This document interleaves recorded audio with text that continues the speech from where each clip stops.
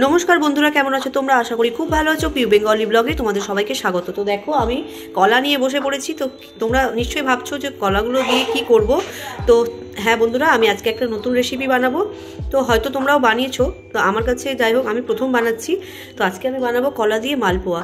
তো দেখো আমি তার জন্য অনেকগুলো কলা পচে পচে পড়ছিল, আর আমি তো তোমাদেরকে সেদিন বললামই যে কলাগুলো খাওয়া হয় না। তো দেখো এই কলাগুলো একটু বেশি পরিমাণে পেকে গেছে, আর এরকম কলাই প্রয়োজন মালপোয়া বানানোর জন্য, একটু বেশি পাকা। তো চলো আমি মালপোয়াটা কি করে বানাই তোমাদের সাথে শেয়ার করছি। তো প্রথমেই আমি নিয়ে নেব এই গ্লাসের 1 গ্লাস সুজি। তোমরা যে কোনো কাপ বা গ্লাস নিতে পারো। তো দেখো ওই গ্লাসের 1 গ্লাস সুজি আর 2 গ্লাস ময়দা।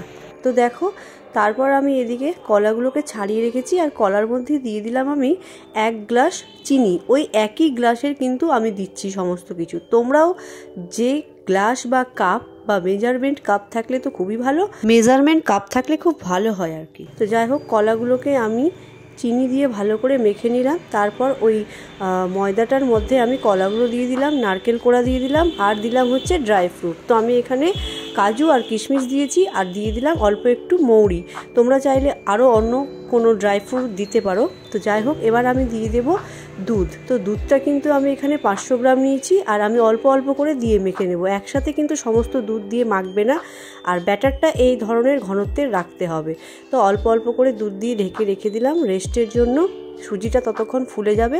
তারপর আমি 5 মিনিট পরে আবার আমি দেখো লেগে পড়লাম মালপোয়াটা তৈরি করতে। তো দেখো এদিকে আমার তেলটা গরম হয়ে গেছে। এবার আমি হাতাতে করে 1 হাতা নিয়ে দিয়ে দিলাম আমি এই ব্যাটারটাকে তেলের মধ্যে। তারপর দেখো কি সুন্দর ফুলে উঠেছে।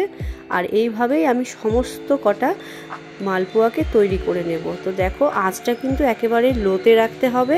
আর এই দেখো আমার সমস্ত মালপোয়া রেডি। তো খুব সুন্দর হয়েছে। তোমাদের যদি ভালো লাগে লাইক কমেন্ট শেয়ার করতে ভুলবে না। টাটা বন্ধুরা।